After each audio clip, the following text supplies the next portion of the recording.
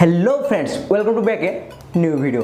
तो आज आपण मैंने मतलब प्रश्न कर पारती कि मुझे दीर्घ 7 मास है वीडियो कौन पकाउली आज कौन वीडियो पकाऊँ कारण आपण मान दीर्घ 7 मास है मत सब्सक्राइब ही करूँ आज आप सब्सक्राइब करवा स्टार्ट करदे आपण वीडियो पकड़ा स्टार्ट करदेली।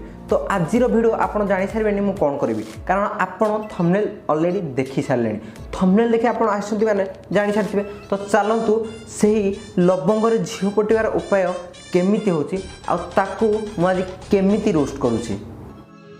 मो ना प्रभास मोर कहीं गर्लफ्रेंड नथिले से सब डिप्रेशन रोली। दिने मो सांग मत कहला तू जाइकी यूट्यूब रे झील पटेबार वीडियो देख से दिन ठारू मो गर्लफ्रेंड कौन तार सान भौणी भी मते लाइन दउची।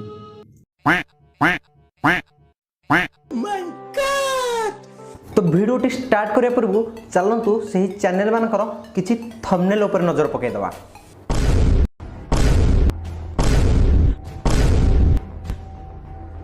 जदि एमती थंबनेल पड़ो तो चैनल वीडियो रे किसी था किंतु व्यूज निश्चिंत थी जमी अजणा झील को केमिति पटेबो झी आसी तुमको निजे नंबर दबो चैनल व्यूज 5,72,000 भाउज मान को केमिति पटेबो व्यूज 5,39,000। तो चलतु दर्शक बंधु आम आउ डेरी नक डायरेक्ट वीडियो देखा कि लवंग केमिति झील पटा जाई पारिबो। आपण समस्तंकर इच्छा थिबो केउ ना केउ झील बा विवाहिता स्त्री को निज बसरे करिबा पाई। हाँ मोर भी इच्छा अछि मो गर्लफ्रेंड रो सान भौणी की पटेबा पाई आउ ताठारु निजर काम हासिल करिबा पाई। तेबे आजिर एई भिडियोटी आपनकर इच्छा को पूर्ण करिवो कारण आज मु आपनको बतेइबी लवंग रे झील पटेइबार बसीकरण टोटका कारण आज मुझे आपको बतेइबी लवंग रे झील पटेइबार बसीकरण टोटका।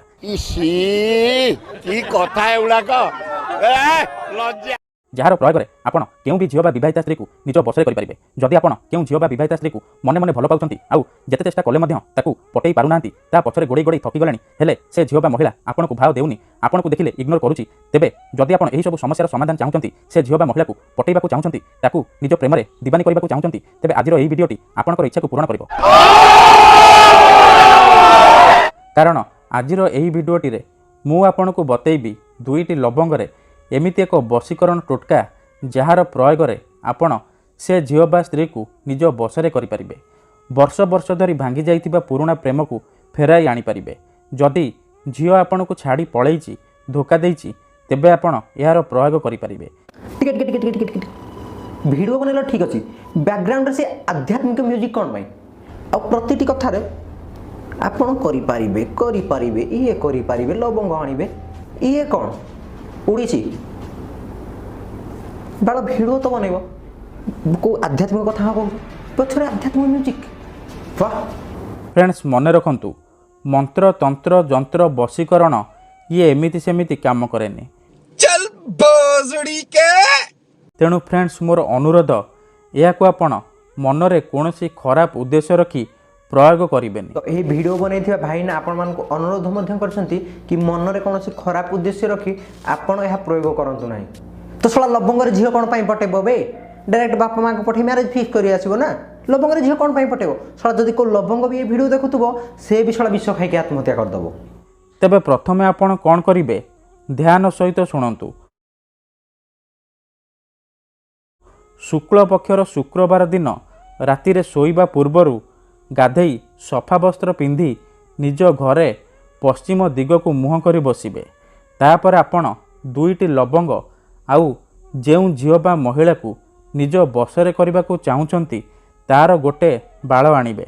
टिके एटा सला झील को जगह बाळ बे एडे मुटा सला जहा को देखैबो से कहबो एटा गोटे कळा सुताडा बोली झियारे गोटे बाळ आनिबो।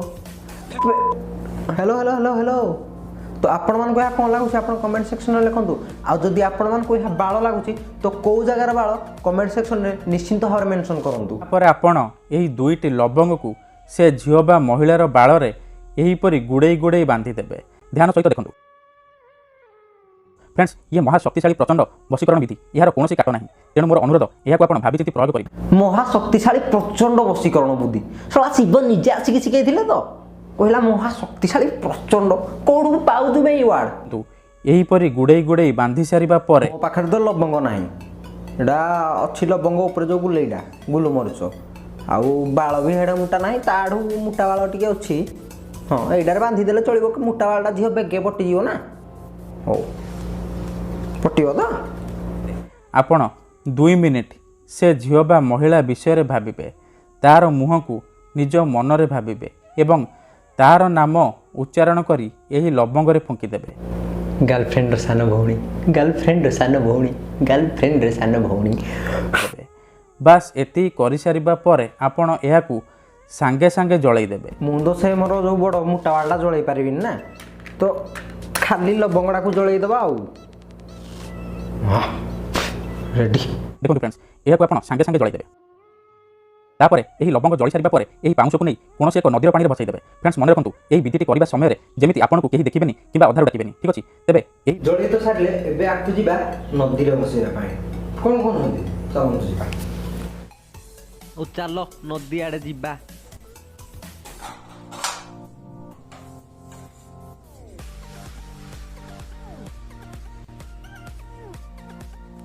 ଆମେ ଆସିଗଲେ ନଦୀ ବାହାରକୁ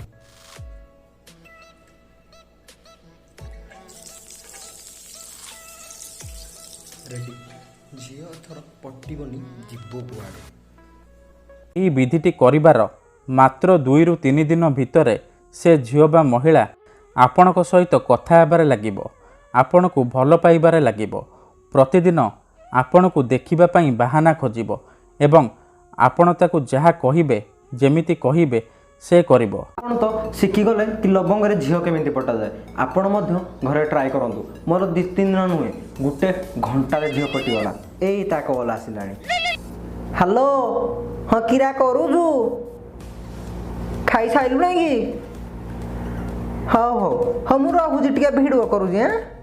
ତ ଯଦି ଆପଣମାନଙ୍କୁ এই ଭିଡ଼ିଓଟି ଭଲ ଲାଗିଥାଏ ଏବଂ ଆପଣ ସେୟାର କରନ୍ତି ଲାଇକ୍ କରନ୍ତି କମେଣ୍ଟ କରନ୍ତି ତ ମୁଁ ଆପଣମାନଙ୍କୁ ଗୁଜୁରାତିରେ କେମିତି ଝିଅ ପଟାଇବେ ତାହା ମଧ୍ୟ ଶିଖେଇବି।